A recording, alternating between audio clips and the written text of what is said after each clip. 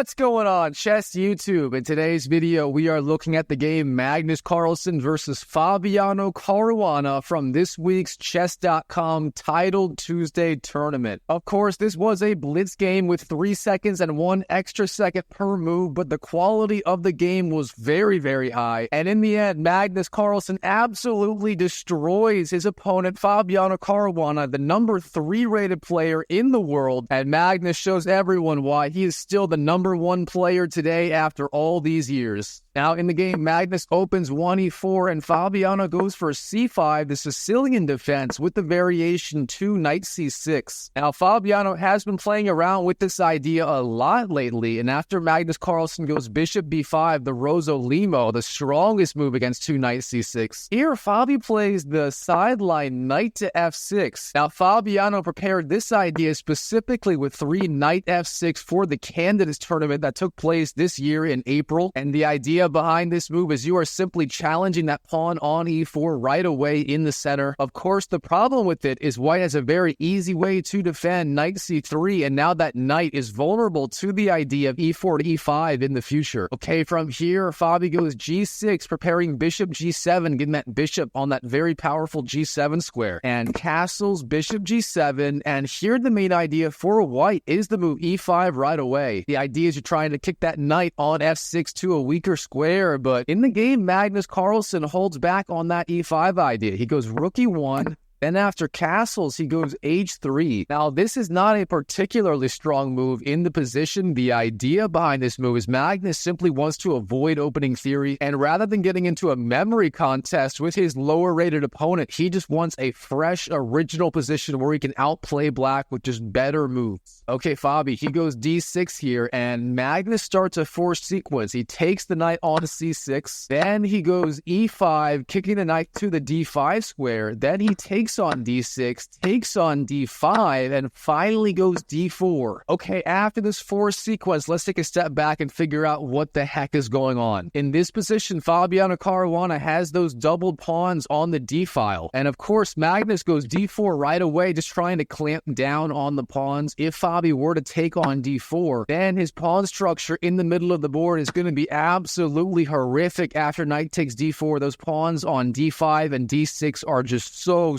weak. So of course Fabi is not going to do that, but in general Magnus Carlsen's idea is going to be clamping down on that d4 square and trying to show that Fabi's pawns are weak. Now Fabi, on the other hand, does have the bishop pair in this position, and the bishop pair in an open position like this is typically worth at least half a pawn, so that is going to be Fabi's compensation for the weak pawn structure. And overall the position is dynamically equal, white with the better pawn structure and black with that bishop pair. So let's see how it plays out. From here, Fabi starts bishop f5, simply activating the bishop on the very strong f5 square. Now Magnus c3 supporting d4. Fabi h6, locking down that g5 square. There will be no knight g5 or bishop g5 ideas in this game. Now Magnus bishop to e3. His threat is taking on c5, then recapturing with the bishop. So Fabi has to do something in this position, and from here he goes c4. This is a very double-edged idea. Of course, that pawn is no longer vulnerable, and black does gain space on the queen side. However, he does release all of the tension on the d4 pawn, and he also gives white the idea of going b3, which Magnus does in the game, simply attacking the front of the pawn chain on c4. And while the game is still level here, Magnus is already starting to press psychologically. Now Fabi, rook b8, simply defending. And here Magnus has a really cool idea up his sleeve. He does the knight retreat, knight to d2, and this does several things. First of all, it's obviously defending the b3 pawn. If black were to trade, that is now overprotected, but it's also attacking c4, creating a threat to capture. And finally, the queen is going to come to that beautiful f3 square where it's pressuring the d5 pawn. So this retreat, knight d2 by Magnus Carlsen, may look simple, but it has many different ideas behind it. Now Fabi, bishop d3, getting that bishop into that active square, but Magnus does not slow down. Queen f3, attacking the d5 pawn, and what is black going to do? Well, Fabi starts queen a5, but Magnus immediately hits the queen with the move b4,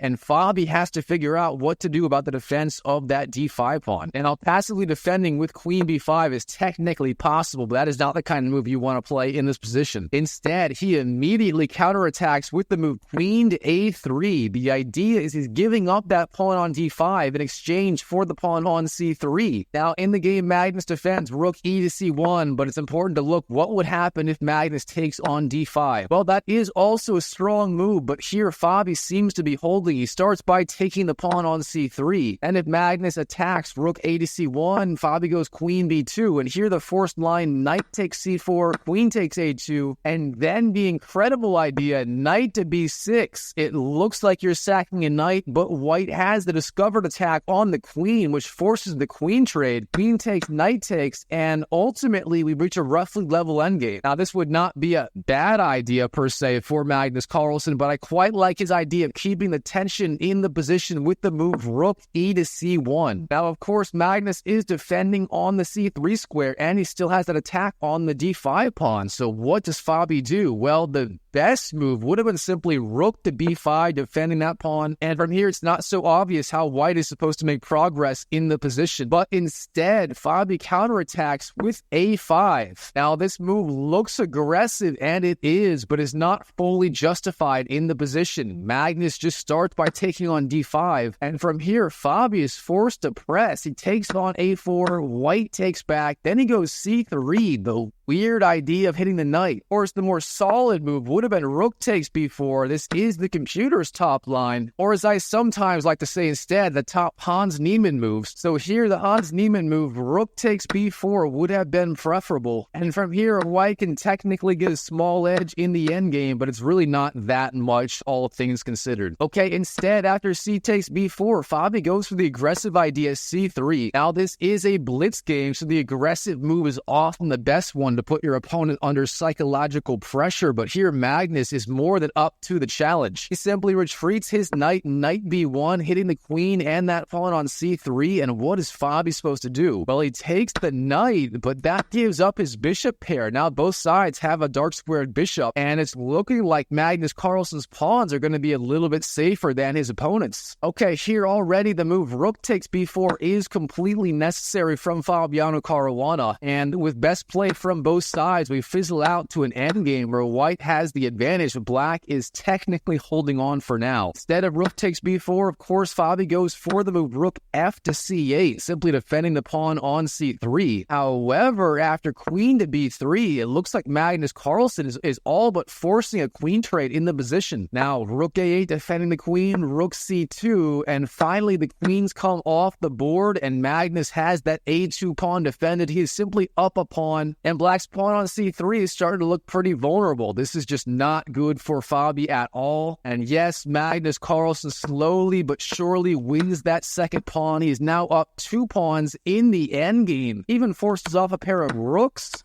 And this is not what you want against Magnus Carlsen being down 2 pawns in the endgame. Let's see how Magnus Carlsen finishes the deal. Well, he starts rook c3, defending the pawn on a3. Then he simply shifts his king over methodically over to the center and then over to the queen side on the b3 square. And then from here, Magnus simply just calmly pushes his pawns on the queen side, even ignoring the threat on his bishop by attacking the rook. And from here, those pawns just go marching up the board slowly but surely. I mean, Fabi tries to counterattack king d3, trying to get something going. And in this position on move 45, already Fabiano Caruana resigns. The idea is if he takes on d4, then Magnus is going to have way too much pressure with those pawns. He's going to push them up the board. Black has to go rook b8, but then a6. He threatens to launch a7. And I mean, what is black supposed to do? The best idea here is king d3, but then rook to c8. That forces the rook sacrifice. Rook takes b7, but then white just recaptures. A takes b7. That pawn is going to promote, and black is going to get checkmated in short order. And wow, what a game by Magnus Carlsen. Now, if you enjoyed this video, go ahead and subscribe to my channel and check out the Magnus Carlsen playlist showing up on your screen right now. And I'll see you in the next video.